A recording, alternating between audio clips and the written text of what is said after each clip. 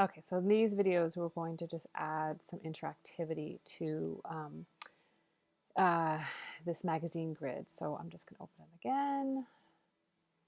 And so you're obviously going to have something that looks, similar to what I demonstrated in all the previous videos. Obviously, you can make yours look as different or the same as you please. And when you're finished, as in the other videos, just make sure that you're obviously continuously saving. And then at this point, we're going to also package, and then finally export as well with the prints and bleeds. So we have like a print document. So the exporting, I'll just show you one more time. So I'm going to call this spreads. I'm also going to make it the print version. So you're going to have to submit a print version. I'm going to do spreads, so you'll see it as like the 6-page spreads, or sorry, 3-page, 3-page threads with a total of 6 pages. Marks and bleeds, all printer marks, and use bleed settings. So this is going to be the PDF that you, one of the file requirements is the PDF with the printers and bleed marks. Just take a second to open. Okay, so that's going to be one of your requirements. And then you're going to also have to package it. And I think I have, no, nothing missing. Good. If I had any of my images missing, just to make sure that you're always ensuring that all the links are okay, so that there's no missing links. So when I package it, all of the files will be compiled all together. So I'm just going to put this, I'm going to call it print spreads, just to differentiate it. I have a PDF preset with marks and bleeds. If because I had previously created a template when I had previously exported a PDF.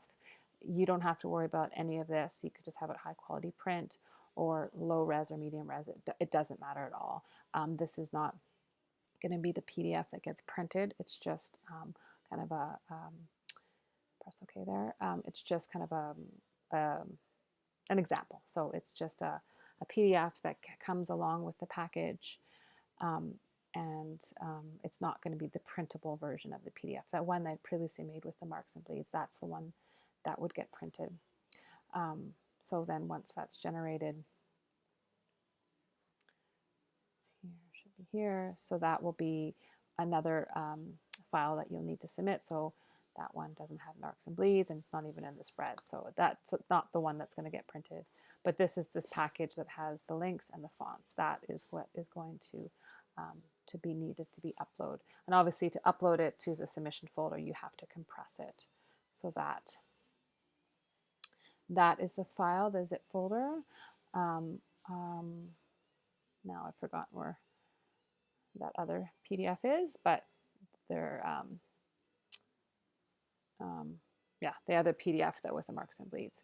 So let's add some interactivity to this. So first thing that we need to do is to ensure that we have the right windows open. So you might have your workspace as, as essentials.